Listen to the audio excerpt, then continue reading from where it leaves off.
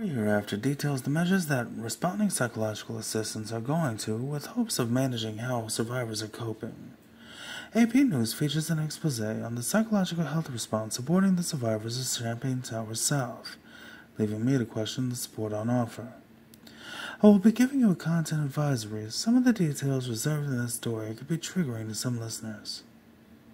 Alright, let's go. The practice engaged by the emergency response practices do as follows: more than 24 grief counselors on staff, removal of potentially triggering details, secondary voice boundary distancing. What I cannot find is surety. The victims of Champlain Towers South will lose everything. I'm sure they know it. Everything nostalgic, everything secure, it happens like that. It's a disaster.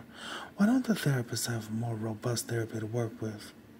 What are they going to do if the feelings of bloodlust and vendetta begin to manifest when the families remember that the township of Surfside had an ample opportunity to do something about the problem? Tell them to forgive and forget? Teach them how to boil feathers in the tar and tell them that it's natural to feel that way? That's the least of the French cases. America has a mental health problem, and it starts at Champlain Towers South. I don't care much to see the survivors of Champlain Towers South get along, whether it's get along with life, get along in life, get along with each other. I don't really care to see them survive, to be honest with you. And the therapist will tell me to embrace the shame instead of having a conducive answer to where they are as far as what we are. And why? Because therapists act like they're not people. They lost the bigger fights than the survival of their science, and they lose the bigger fights for the survival of their species. They think of themselves as above politics. They think of themselves as above populism. They think they are the enlightened few species.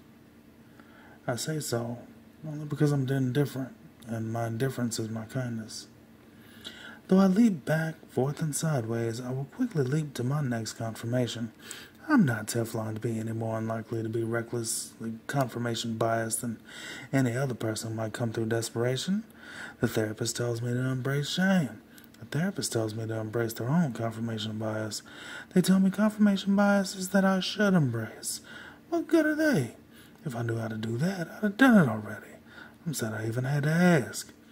How often do I need to know that I need to know what is real? How often do I need to know that what I know is real?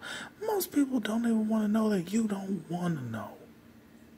And they surely don't want to know that you don't know who you can trust. But when it comes down to that fight, you at least know that I would record the fight in the Coliseum and sell it on the street. So I'll always be here for you. Think about that one. That's some strange ass shit.